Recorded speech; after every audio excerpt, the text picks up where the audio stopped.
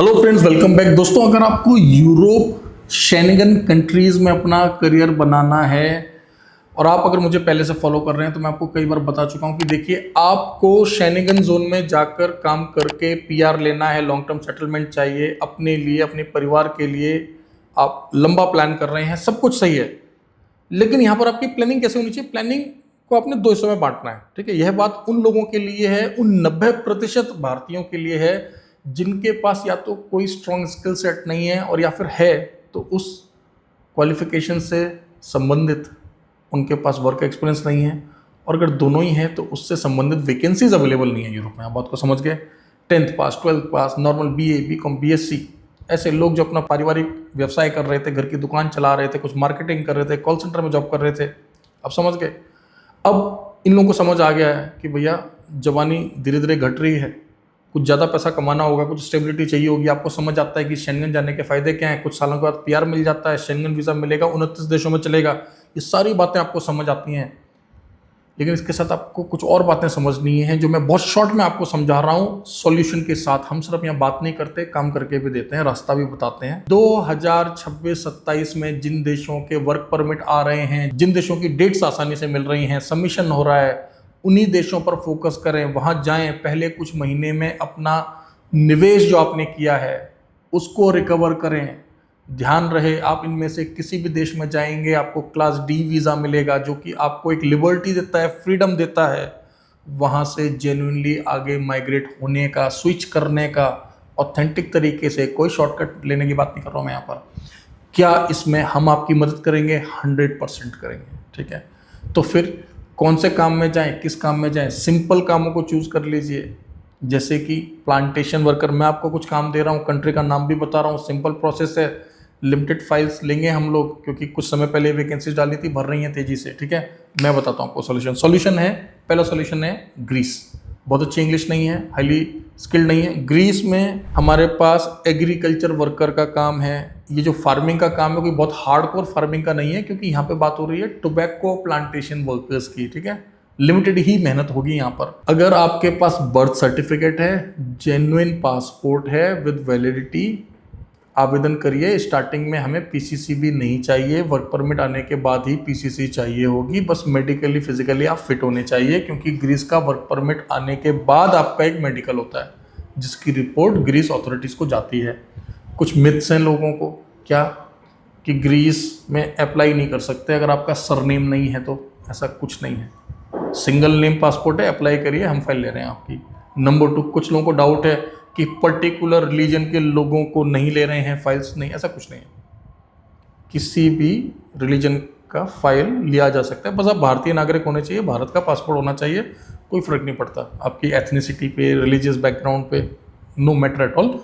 मैं बात कर रहा हूँ ग्रीस के कॉन्टेक्स्ट में। ठीक है, हाँ, आपको पता है बीच बीच में ऐसा होता रहता है, जैसे कतर ने बोल दिया था कि हाँ भाई ये लोग चाहिए, ये नहीं चाहिए। बीच में इसराइल ने बोल दिया था कि ठीक है, बट अभी हमारा कॉन्टेक्स्ट क्या है? ग्रीस नंबर 1 हो गया। इसके अलावा अगर आप थोड़े से इंग्लिश बोल सकते हैं तो आप वेटर, रनर, रूम बॉय, ये ग्रीस में वैकेंसी आती रहती है हमारे पास।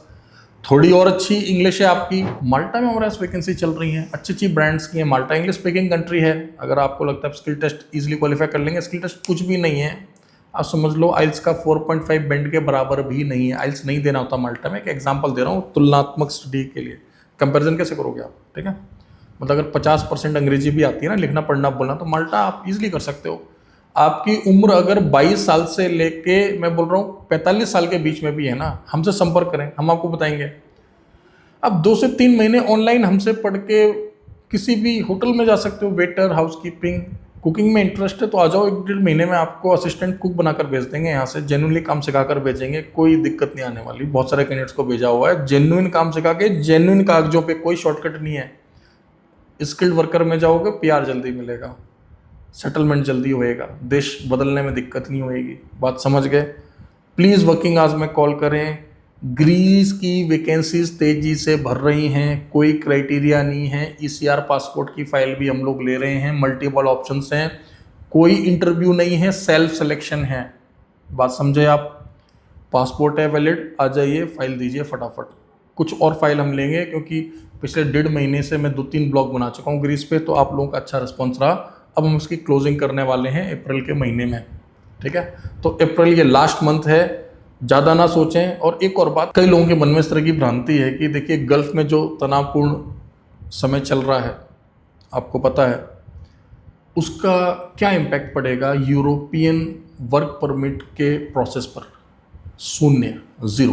क्लियर हो गया आपको बात? मैंने आपको सिंगल वन वर्ड आंसर दिया, ज़ीरो इम्पैक्ट पड़ेगा। क्यों? आपकी फ्लाइट्स हम दूसरी जगह से करा देंगे, आपका सबमिशन इंडिया में होना है, आपका सबमिशन गल्फ में थोड़ी ना हो रहा है। हाँ, गल्फ के देशों में रह रहे भारतीय जो आवेदन कर रहे हैं उनके लिए हमें देखना पड़ेगा कि जब आपका सबमिशन का टाइम आएगा तो वहाँ पर एम्बेसी फुली वर्किंग है कि नहीं है। अगर फुली फंक्शनल नहीं है मान लो, ठीक है, UAE, Qatar, Bahrain, Oman, Kuwait, kingdom of Saudi Arabia से अगर आप अप्लाई करते हैं मान लीजिए, और जब आपका सबमिशन का टाइम आता है, हमें वीएफएस, बीएलएस या एम्बेसी किसी भी देश का है, मैं एक आपको रफ आइडिया दे रहा हूँ, यूरोप का कोई भी देश है, जब हम सबमिशन के लिए जाते हैं और हमें उनकी तरफ से यह मैसेज आता है कि नहीं, किसी वजह से, सेफ्टी इश्यूज़ की वजह से हमारे पास कम स्टाफ है या हमारी एम्बेसीज यहाँ से ऑपरेट नहीं हो रही हैं, या लेट्स से वीएफएस बोलता है कि नहीं हमारा यहाँ का सेंटर काम नहीं कर रहा है। अब भारतीय नागरिकों, नेपाली नागरिकों, श्रीलंकन नागरिकों क्या दिक्कत है? अपने देश में आके कर लो। नेपाल और भारत का तो बॉर्डर खुला हुआ है, तो आपको भारत में आकर सबमिशन करने से कौन रोक सकता है? तो चाहे आप इस ब्लॉग को गल्फ से देख रहे हो, गल्फ खाड़ी देशों से देख रहे हो, हमारे बहुत सारे भाई बहन हैं जो वहाँ पे काम कर रहे हैं, बिल्कुल डटे रहिए आप।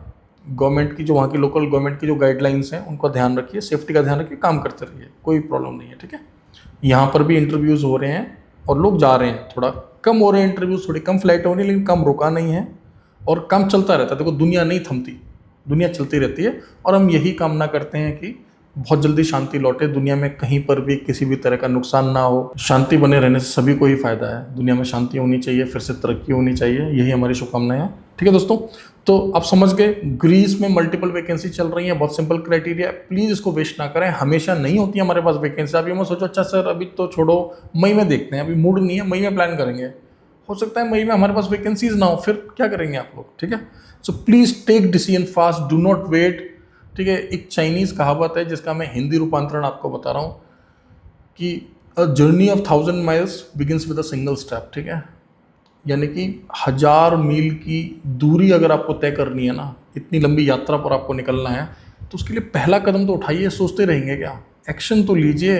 वर्किंग आवर्स में हमारे एडवाइज़र से बात तो करिए, हमारा बैकग्राउंड तो चेक करिए, देखिए यहाँ पर या तो काम होता है या फिर आपका पैसा आपको दे दिया जाता है।